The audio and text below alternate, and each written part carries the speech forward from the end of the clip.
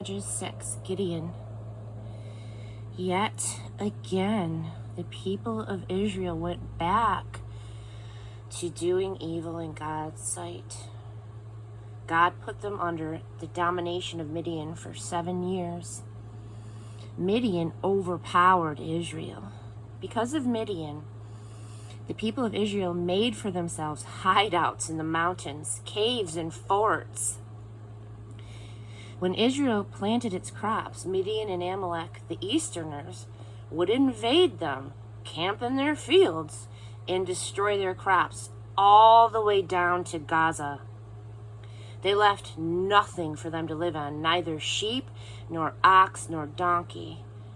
Bringing their cattle in tents, they came in and took over like an invasion of locusts, and their camels past counting. They marched in and they devastated the country. The people of Israel, reduced to grinding poverty by Midian, cried out to God for help. One time, when the people of Israel had cried out to God because of Midian, God sent them a prophet with this message. God, the God of Israel, says, I delivered you from Egypt. I freed you from a life of slavery. I rescued you from Egypt's brutality, and then from every oppressor. I pushed them out of your way and gave you their land. And I said to you, I am God, your God. Don't for a minute be afraid of the gods of the Amorites in whose land you are living. But you didn't listen to me.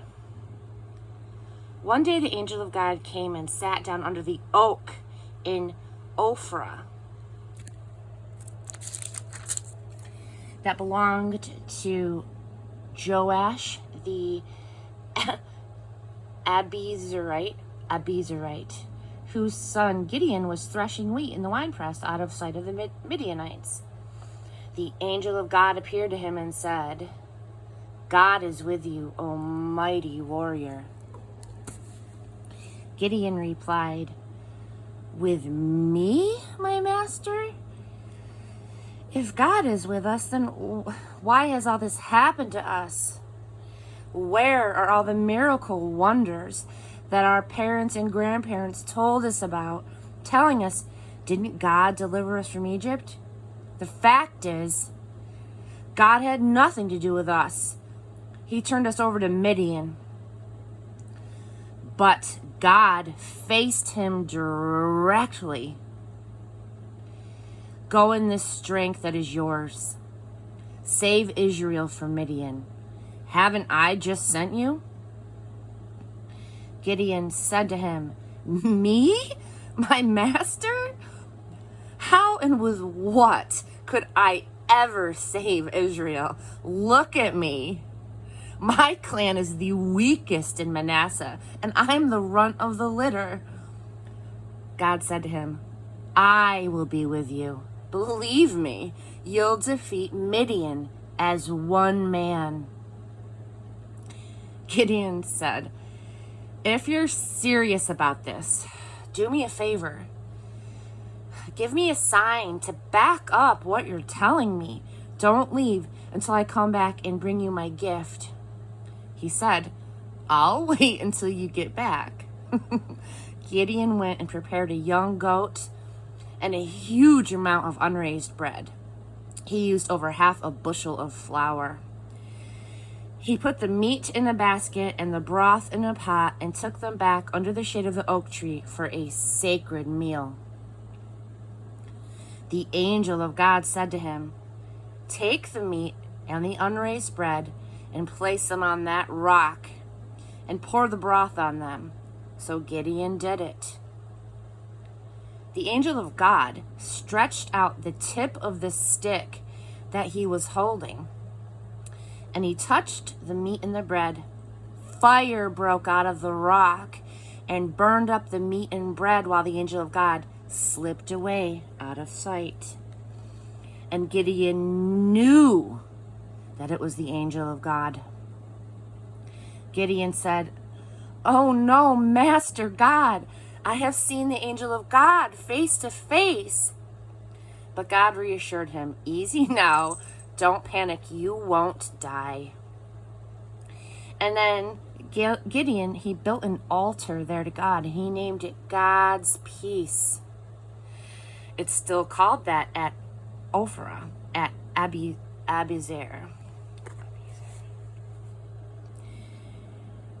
The night that this happened, God said to him, take your father's best 7-year-old bull, the prime one. Tear down your father's Baal altar and chop down the Asherah fertility pole beside it. And then build an altar to God your God on the top of this hill.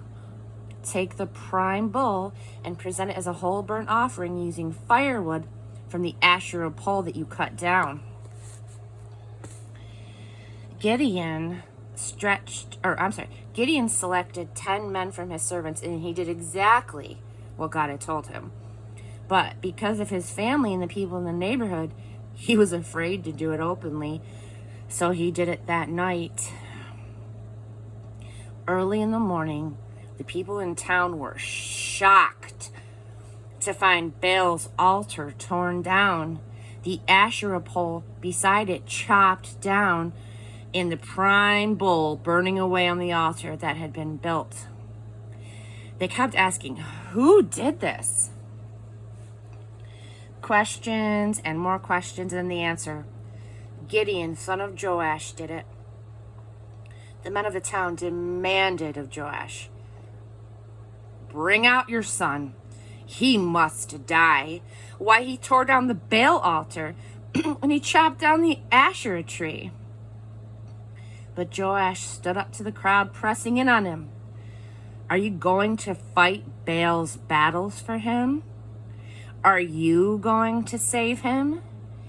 Anyone who takes Baal's side will be dead by morning. If Baal is a god in fact, let him fight his own battles and defend his own altar. They nicknamed Gideon that day Jerubbaal, because after he had torn down the Baal altar, he said, let Baal fight his own battles. All of the Midianites and the Amalekites, which was the Easterners, they got together, crossed the river, and they made camp in the valley of Jezreel. God's Spirit came over Gideon. He blew his ram's horn trumpet, and the Abiezrites came out ready to follow him. He dispatched messengers all through Manasseh, calling them to the battle. Also to Asher, Zebulun, and Naphtali, and they all came. Gideon said to God, if this is right, if you are using me to save Israel as you said, then look, I am placing a fleece of wool on the threshing floor. If dew is on the fleece only, but the floor is dry, then I know that you will use me to save Israel as you said. And that's what happened.